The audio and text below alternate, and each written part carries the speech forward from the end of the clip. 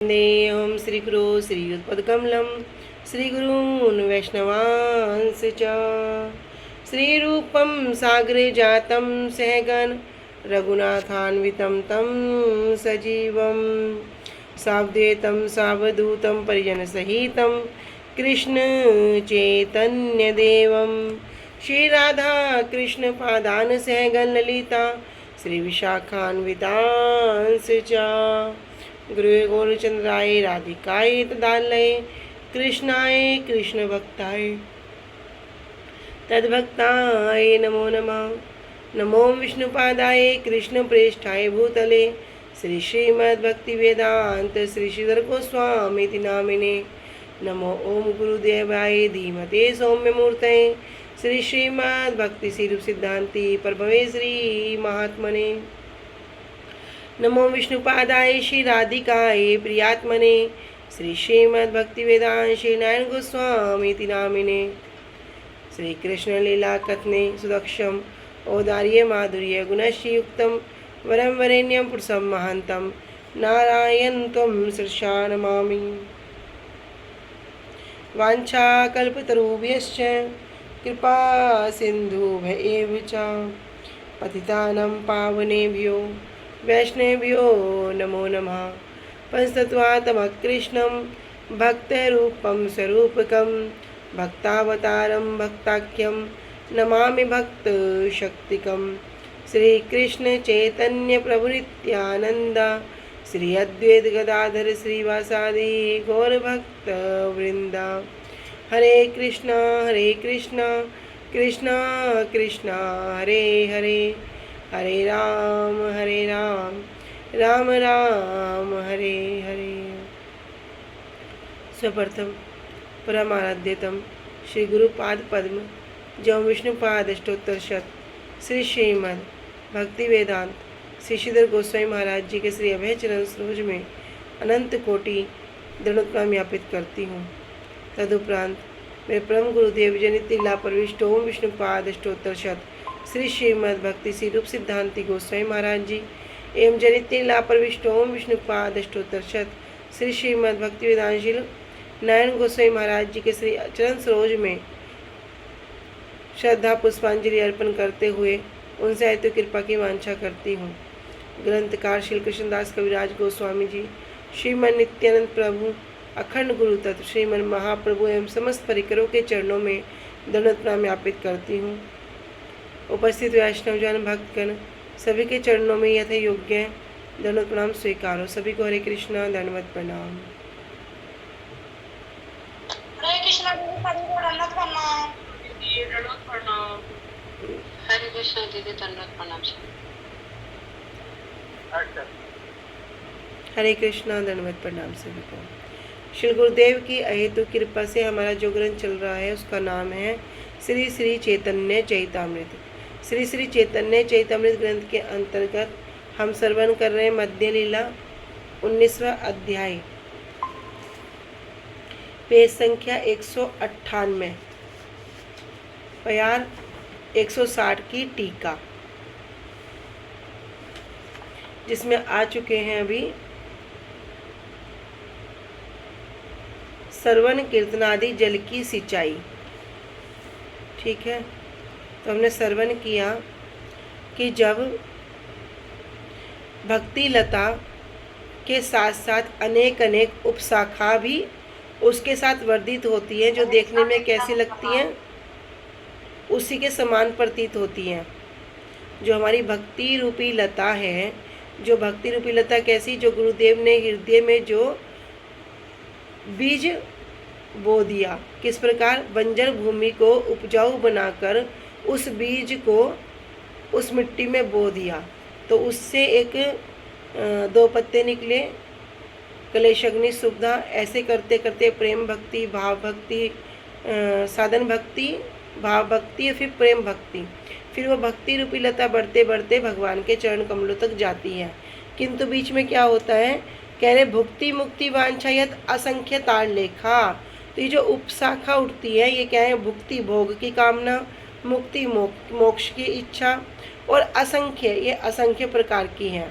तो हमने इसमें श्रवण किया था कि निषिद्ध आचार, कुटी नाटी, जीव हिंसन, लाभ, पूजा, प्रतिष्ठा आदि यत उपशाखागण। तो ये अनेक अनेक उपशाखा हैं जो वास्तविक लता की अपनी शाखा के अतिरिक्त उसके दिखने जैसी, उसी के समान आकृति वाली अन्य लता की शाखा इस वास्तविक शाखा से लिपट कर क्या होंगी, उसी के अंग के जैसी प्रतीत होंगी, किंतु वह वास्तविक नहीं होती हैं। जैसे हमने श्रवण किया था, भुक्ति अर्थात कर्म फल भोगवादी प्राप्य वस्तु है। मुक्ति मतलब मोक्ष की कामना जो ज्ञानवादियों की प्राप्य वस्तु है। वांछा सिद्धिवादी की प्राप्त होने वाली योग फल की विभूतियाँ। फिर श्रवण कहते हैं निषिद्ध आचार। निषिद्ध आचार अर्थात कि जो सिद्ध पुरुष का आचरण नहीं है अथवा सिद्धि प्राप्ति में बाधा है, अर्थात जिस आचरण के द्वारा भक्ति लुप्त हो जाती है। जैसे भोक्ता का अभिमान। भोक्ता का अभिमान क्या, कि मैं ही भोक्ता हूँ, ये जितनी भी संसार में वस्तुएं सब क्या है, मेरे भोग के लिए हैं। किंतु भगवद गीता में भगवान क्या कहते हैं, अहम ही सर्वयज्ञ नाम भोक्ता चा प्रभु रेव चा नातु माम अभिजानन्ति तत्वे नातश्चवन्ति। मैं ही सभी यज्ञों का भोक्ता हूँ, चा प्रभु रेव चा, और सबका स्वामी भी मैं ही हूँ। जो मुझे इस तत्व से नहीं जानता उसका पतन हो जाता है। लेकिन अभी क्या अभिमान है, भोक्ता का, स्वयं को भोक्ता का अभिमान करके भोगमयी बुद्धि से जीव का स्त्री संग अथवा श्री कृष्ण अभक्त का संग, जो भक्त नहीं है उसका संग, अथवा विषय व्यक्ति का दर्शन जो विषयी है, और स्त्री दर्शन, ये सब क्या है, निषिद्ध आचार। फिर कुटिनाटी। कुटिनाटी मतलब कपट करना, कुटिलतापूर्ण नाटक, हृदय में कुछ ऊपर कुछ। जीव हिंसा, श्री कृष्ण भक्ति मूलक नित्य कल्याण वाणी के कीर्तन में अथवा प्रचार में संकोच, जो वास्तविक वस्तु है उसको सुनने में कि भैया अगर हम इससे हमारा कल्याण होगा, और उसको प्रचार करने में संकोच करना। अथवा कंजूसी अर्थात मायावादी, कर्मी और अन्य अभिलाषी को आश्रय देना, मतलब अनेक अनेक प्रकार से सही मत का उल्लंघन करना और उनको आश्रय प्रदान करना। प्राणियों को मारना, ये भी जीव हिंसा है। लेकिन सिर्फ मारना ही जीव हिंसा नहीं है, कह रहे यदि किसी प्राणी मात्र को उद्वेग अथवा कलेश देते हैं तो ये भी जीव हिंसा है। अर्थात हमारी कही हुई बातों के द्वारा किसी को दुख मिल रहा है तो ये भी जीव हिंसा ही है। लाभ, जड़ इंद्रियों की तृप्ति के उद्देश्य से जगत में धन आदि की प्राप्ति करना और उसे संग्रह करने की अभिलाषा करना। किसकी प्राप्ति के लिए, जड़ इंद्रियों की तृप्ति के उद्देश्य से। जिस पर माया के 3 गुण कार्य करते हैं वो जड़ है, जिसकी उत्पत्ति भी होती है, जिसका पालन भी होता है और जिसका संहार भी होता है। वो हर वस्तु जड़ है। जिस प्रकार शरीर, शरीर क्या है, शरीर जड़ है, इसकी उत्पत्ति भी हुई, इसका पालन भी होगा और इसका मृत्यु भी निश्चित है, अर्थात संहार भी निश्चित है। कह रहे जड़ इंद्रिय की तृप्ति के उद्देश्य से जगत में धन इकट्ठा करते हैं और उसको संग्रह भी करते हैं। पूजा, संसारिक लोगों के मनोधर्म को बढ़ावा देकर सम्मान प्राप्त करना। प्रतिष्ठा, संसार में महत्वपूर्ण व्यक्ति बनने की लालसा अथवा लोगों से नश्वर अपने यश को पाने की प्रबल इच्छा, कि लोग क्या करें, मुझे मान सम्मान दे, मेरे इतनी वाह वाह हो। तो ये क्या है, सब ये सब की सब उपशाखा है। मूल शाखा क्या होगी, भक्ति, और ये कुटी नाटी, निषिद्ध आचार, लाभ, पूजा, प्रतिष्ठा, ये सब हो गई उपशाखा। हमने प्रतिष्ठा के विषय पहले भी श्रवण किया कि श्रील प्रभुपाद जी कहते हैं प्रतिष्ठा शुक्रेर विष्टा। प्रतिष्ठा की तुलना किससे करते हैं, शुक्र, स्वर की विष्टा से। तो एक बार भक्ति रक्षक श्रीधर गोस्वामी महाराज जी से किसने प्रश्न किया कि प्रभुपाद जी ने अपने कीर्तन में लिखा है कि तुम्हार प्रतिष्ठा शुक्रेर विष्टा, इसकी शुकर विष्ठा से ही क्यों तुलना की गई है? तब वहां पर भक्ति रक्षक श्रीधर गोस्वामी महाराज जी उत्तर देते हैं कि यदि कोई इससे भी निम्न शब्द होता, देखो ये प्रतिष्ठा की आशा कितनी भयंकर है। कह रहे अगर इससे भी कोई निम्न शब्द होता तो हम इसकी तुलना क्या करते, उससे करते, क्योंकि वो बोला भैया मनुष्य की विष्ठा से कर सकते थे, और भी किस चीज़ से कर सकते थे। तो कहते हैं कि देखो मनुष्य की विष्ठा भी किसी न किसी पेट का भरण पोषण करने के काम आ सकती है, किंतु एक सुक्रेर विष्ठा एक ऐसी है जो किसी के लिए भी उपयोगी नहीं है। इसलिए प्रभुपाद जी ने क्या किया, उसकी तुलना सुकर विष्ठा से की है। आगे कह रहे हैं श्रवण कीर्तन आदि जल की सिंचाई के प्रभाव से उपशाखा पुष्ट होकर वर्धित होती है। अभी जो बीज है जो उसमें से लता भी निकल गई और लता के चारों ओर अभी उपशाखा उस वास्तविक लता से लिपट गई है। अब क्या कर रहे हैं, श्रवण और जल दे रहे हैं, किसका, कीर्तन का, श्रवण का।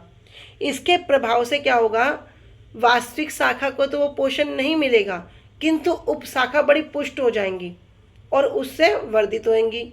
उससे मूल भक्ति लता बढ़ नहीं पाने के कारण स्तब्ध हो जाती है, लेकिन जो वास्तविक भक्ति लता है वो वहीं रुक जाएगी। निरअपराध श्रवण और कीर्तन अर्थात दुसंग का परित्याग नहीं करके अपराध के साथ अनुष्ठान करते करते जीव विषय भोग परायण अथवा मोक्षकामी अथवा सिद्धिकामी हो जाता है। क्या होगा कि निरअपराध श्रवण और कीर्तन अर्थात किसी दुसंग का परित्याग तो करता नहीं है और कंटिन्यू क्या करेगा, अपने जो इसके साथ साथ अनुष्ठान करता रहेगा। करते करते जीव विषय भोग परायण, मतलब या तो विषयों में लिप्त हो जाएगा, या मोक्ष की इच्छा आ जाएगी, या सिद्धि की कामना हो जाएगी, इस प्रकार वो लिप्त हो जाता है। अथवा वह लोभी या कपटी या अवैध स्त्री लंपट हो जाएगा, अथवा वह छल भक्ति वाला, मतलब भक्ति तो कर रहा है लेकिन कैसी छल, अथवा प्राकृत सहजयावादी होगा, जिसके पास जाएगा उसके पास जाकर वैसे ही वार्ता करेगा। कोई बोलेगा भैया ज्ञान श्रेष्ठ है, वो बोलेगा हाँ बड़ा ज्ञान श्रेष्ठ है। कोई बोलेगा भैया कर्म श्रेष्ठ है, क्योंकि कह दिया कर्म करो फल की इच्छा मत करो, वैसे ही हो जाएगा, हाँ हाँ तुम ठीक कह रहे हो। कोई बोलोगे सिद्धि श्रेष्ठ है, हाँ सिद्धि श्रेष्ठ है, वैसे ही हो जाएगा।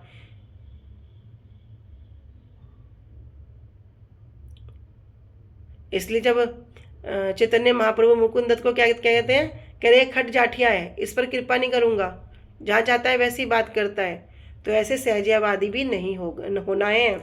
अथवा वह उच्च कुल में राजा, उच्च कुल में जन्म के अभिमान से अपने को बड़ा भक्त मानने वाला, उच्च कुल में पैदा हो गया और अपने आप को क्या मानेगा, बड़ा भक्त है। या राजा परीक्षित के द्वारा प्रदान किए गए कली के 5 स्थान, जो राजा परीक्षित जी ने कली को 5 स्थान दिए थे, धृत अर्थात जुआ, मद्यपान अर्थात अवैध मद्यपान, तीसरा अवैध, अवैध मतलब स्त्री संग करना या पुरुष संग करना, हिंसा और स्वर्ण, ये 5 स्थान कली को दिए गए थे। आदिवासी या वैष्णवों में जाति बुद्धि रखने वाला हो जाएगा, वैष्णवों में जाति बुद्धि, लेकिन वैष्णव क्या है, वैष्णव है अप्राकृत। वैष्णव में कभी भी प्राकृत विचार करेंगे तो मरेंगे, तो कभी भी कल्याण नहीं होगा। क्या होगा, नरकगामी होना पड़ेगा। क्या है वो प्राकृत विचार, क्या कह रहे हैं, ना करम बंधनम जन्म वैष्णवानांच विद्यते विष्णोर अनुचरत्वम ही मोक्षम आहु मनीषिना। भैया वैष्णव का कोई कर्म बंधन नहीं है, वे कौन है, वे भगवान के चरणों के दासों के दास हैं। तो वैष्णवों के प्रति क्या करेगा, जाति बुद्धि रखने वाला हो जाएगा और जो 5 स्थान दिए हैं इनमें रत रहेगा। अथवा वह नाम मंत्र विग्रह भागवत का व्यापारी या अवैध वृत्ति के द्वारा धन आदि को संग्रह करने में तत्पर होगा। इम्पोर्टेंट, कह रहे नाम के बल पर, नाम भगवान का नाम, मंत्र, विग्रह भगवान के विग्रह, जो साक्षात रूप में कौन है? विग्रह नाही तुम्ही बंजेंद्र नंदन, कि भैया आप यहाँ कोई विग्रह नहीं, आप कौन है? साक्षात रूप में कृष्ण है, साक्षात रूप में यहाँ पर है। लेकिन वो क्या करेगा? भागवत का व्यापारी, इन सब का व्यापार करेगा, या अवैध वृत्ति के द्वारा धन आदि को संग्रह करने में तत्पर होगा। सार वस्तु क्या है? कुल मिलाकर अपनी जड़ इंद्रियों की तृप्ति के लिए कार्य करेगा, नाम के बल पर पाप करेगा, नाम को बेचेगा, उसका व्यापारी बनेगा। इसलिए कहते हैं कथा हर कहीं नहीं सुननी चाहिए, कभी भी अवैष्णव के मुख से कथा नहीं सुननी चाहिए। यद्यपि कथा क्या है? हरि कथा के जैसी ही है, दिखने में हरि कथा ही प्रतीत होगी, क्योंकि भगवान की कथा में कोई भेद ही नहीं लगता। लेकिन यदि अवैष्णव के मुख से सुनेंगे तो श्रीमद् भागवतम में क्या कहा गया है? अवैष्णव पदिष्टेन, किसको स्मरण है? वैष्णव मुखोदगीर्णम पूतम, बोलो। पूतम हरि कथामृतम सर्वनम सपोचिष्ट यथापय। हाँ, बहुत बढ़िया। कह रहे अवैष्णव मुखोदगीर्णम पूतम हरि कथा अमृतम सर्वनम नैव कर्तव्यम सर्पोचिष्टम यथापय, कि जिस प्रकार दूध, यहाँ पे दूध का उदाहरण देते हैं। दूध क्या करता है? शरीर को हष्ट पुष्ट करता है, बल प्रदान करता है। लेकिन यदि उसी दूध में कोई सर्प आके उचिष्ट कर जाए तो देखने में क्या प्रतीत होगा? कोई कलर बदलेगा? कोई दूध अपना स्वभाव बदलेगा? कह रहे वो देखने में दूध ही लगेगा, किंतु जो उसे पान करेगा, क्योंकि वो सर्प के द्वारा उचिष्ट हो गया, झूठा हो गया, तो वो मरेगा ही मरेगा। ऐसे ही जब भगवान की कथा क्या है? अमृत है, लेकिन यदि अवैष्णव के मुख से श्रवण करेंगे तो हमारा अकल्याण होगा, कभी भी कल्याण नहीं होगा। गुरुजी बताते ना, जो वक्ता के भाव होंगे वही श्रोता के हृदय में प्रवेश करेंगे। लेकिन अभी यहाँ पे क्या बता रहे भैया? इन्होंने क्या कर दिया? व्यापार बना दिया। हम 7 दिन कथा करेंगे, हमें यहाँ से 50,000, 1 लाख, 2 लाख, एक उनकी अमाउंट फिक्स हो गई। तो उन्हें पता मैं कथा कर रहा हूँ, मुझे इसका फल मिलेगा, पैसा मिलेगा, तो वे कथा नहीं करते। वो कृष्ण कृष्ण, उनके हृदय में चला कि पैसा कितना, पैसा कितना, कितना कितना, ये चलता है। मेरा बस 2 दिन हो गया, 3 दिन हो गया, 4 दिन हो गया, ऐसे चलता है। तो भैया जब वक्ता के हृदय में वो भाव नहीं है तो वो भाव श्रोता के हृदय में कैसे आएंगे? तो ये क्या करेंगे? अवैध वृत्ति के द्वारा धन आदि को संग्रह करने में तत्पर होंगे, या स्वयं को निर्जन भजनांदी कहलाकर प्रतिष्ठा की आकांक्षा रखने वाला, चिद और जड़ के समन्वयवाद के पोषण के द्वारा यश को प्राप्त करने का इच्छुक होगा। स्वयं को क्या बताएंगे? भैया देखो, मैं तो अपना भजन बड़ा स्ट्रॉन्ग करता हूँ, मैं तो बिल्कुल एकांत में एक जगह बैठकर पूरा ध्यान लगाकर इस प्रकार करता हूँ। लेकिन एकांत में वो क्या कर रहा है? वो तो उसको पता है ना। तो अपने आप को क्या कहेंगे? निर्जन भजनानंदी कहलाकर प्रतिष्ठा की आकांक्षा रखेंगे, मुझे सम्मान देंगे। चिद और जड़ के समन्वयवाद, मतलब जो चिद मतलब चेतन और जड़ अर्थात जो जड़ वस्तु है, उनके समन्वयवाद के पोषण के द्वारा यश को प्राप्त करने का इच्छुक होगा।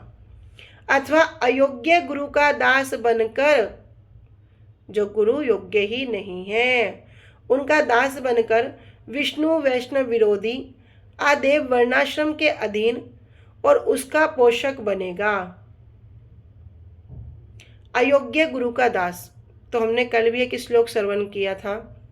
अयोग्य, बहुत से लोग बोलते हैं कि हमने तो 25 साल पहले ही हरि भगवान का नाम ले लिया था, या उन गुरु महाराज जी से नाम ले लिया था। लेकिन उनसे पूछो भैया आपके गुरु कौन है? मेरे गुरु ये हैं। उनसे पूछो आपके गुरु कौन है? वो बता देगा मेरे गुरु ये हैं। फिर उनसे पूछो, वो बोले गुरु कुछ नहीं, मुझे तो स्वप्न हुआ था, स्वप्न में ही मुझे मंत्र दिया था, मैं तो जब से ही ये कर रहा हूँ। तो ये कोई शुद्ध परंपरा नहीं है, ये कोई गुरु नहीं है। गुरु नैसे स्यात् स्वजनों नैसे स्यात्, कह रहे वो गुरु नहीं है, क्योंकि खुद ही उसका कल्याण है, वो हमें क्या कल्याण कराएंगे। लेकिन वास्तविक जो गुरु परंपरा है वो कैसी है? कृष्ण है ते चतुर्मुख, हयो कृष्ण सेवोन्मुख, जो स्वयं कृष्ण से आ रही है। ब्रह्मा हईते नारदेर मति, नारदे हईते व्यास, मध्व कहे व्यास दास। ऐसे करते करते जो शुद्ध परंपरा आ रही है वो कहाँ से? कृष्ण से आ रही है। तो अयोग्य गुरु का दास बनकर, तो जब कोई ऐसा व्यक्ति बोले कि भैया कि मैंने तो 25 साल पहले हरिनाम ले लिया था, हरिनाम तो नहीं कहते, गुरु से मंत्र ले लिया था, तो अभी तो मैं कैसे करूं? पर आपके गुरु जी कथा तो बड़ी सुंदर है। तो वहाँ पे शास्त्रों में वर्णन दिया है, क्या बताया गया है? बोलो, कल क्या सुना था? अवैष्णव पदिष्टेन,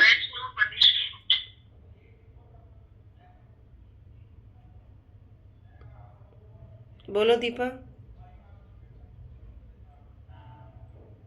दीदी आवाज क्लियर नहीं आ रही है।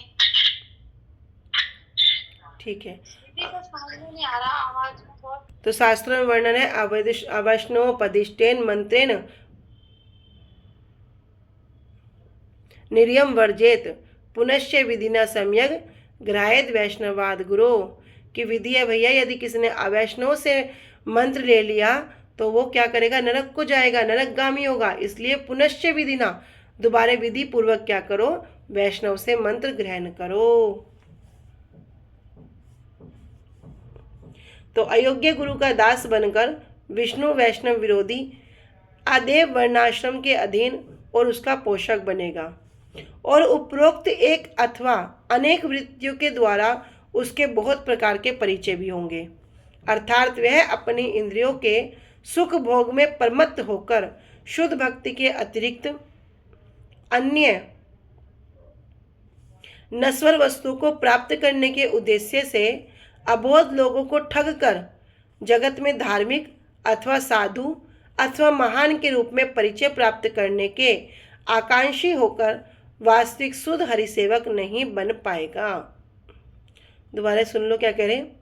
कि वह अपनी इंद्रियों के सुख भोग में प्रमत्त होकर, सार वस्तु क्या? स्वसुख की इच्छा, अपनी इंद्रियों की तृप्ति की लालसा, शुद्ध भक्ति के अतिरिक्त अन्य काम करेगा। क्या करेगा? अन्य नश्वर वस्तु को प्राप्त करने के उद्देश्य से, जड़ वस्तुओं को प्राप्त करने के उद्देश्य से, जो क्या है? नश्वर है, नित्य नहीं है। अब बहुत लोगों को ठगेगा। कैसे दिखाएगा? जगत में धार्मिक अथवा साधु अथवा बड़ा महान, इस रूप में अपने आप को परिचय देगा। वह कभी भी वास्तविक शुद्ध हरिसेवक नहीं बन पाएगा। ठीक है। तो यहाँ कह रहे किंतु यदि लातार संगे उठे उपशाखा भुक्ति मुक्ति वांछायत असंख्य तार लेखा निषिद्ध आचार कोटि नाटी जीव हिंसन लाभ पूजा प्रतिष्ठा आदि जत उपशाखा गण। फिर हमने श्रवण किया सेक जल पाया उपशाखा बढ़ी जाए, स्तंभ भैया मूल शाखा बाड़ीते न पाए। इस प्रकार क्या होगा? जो उपशाखाएं वर्धित हो जाएंगी, लेकिन जो मूल शाखा है वो वहीं पर स्तब्ध हो जाएंगी, रुक जाएंगी। प्रथमे ही उपशाखा रे करे छेदन, तबे मूल शाखा बाड़ी जाए वृंदावन। तो ये उपशाखाएं जो हमें रोक रही है या वास्तविक जो हमारी भक्ति है, लता है, उसको स्तब्ध कर रही है, तो उसका उपाय क्या है? तो कह रहे हैं प्रथमे ही, सबसे पहले क्या करना होगा? आरंभ से ही, शुरुआत से ही उपशाखार करे छेदन। तो उपशाखा को क्या करेगा? जब उपशाखाएं शुरू ही होती हैं उनको तभी क्या करेगा? छेदन कर देगा, काट देगा। तबे मूल शाखा बाड़ी जाए वृंदावन। तो जब उपशाखा उसे अंगीकार ही नहीं करने की वास्तविक शाखा को, तब क्या होगा? तबे मूल शाखा, तब वो जो वास्तविक शाखा है तब वो कहाँ जाएगी? बढ़ते बढ़ते बढ़ते बढ़ते एक समय गोलोक वृंदावन धाम जाएगी, जहाँ पर वो भगवान कृष्ण के, राधा कृष्ण के युगल सरकार के चरणों में लिपटकर आश्रय प्राप्त करेगी। इसलिए प्रथम अवस्था में ही उपशाखाओं को काट देना चाहिए। हृदय में कभी ऐसी इच्छा आ जाए मान सम्मान, प्रतिष्ठा, निषिद्धाचार, ये सबको क्या करो, शुरू में ही काट देना चाहिए। तभी मूल शाखा अर्थात भक्ति लता बढ़ती हुई वृंदावन में जाती है। अनुभाष्य, कौन कह रहे हैं अनुभाष्य?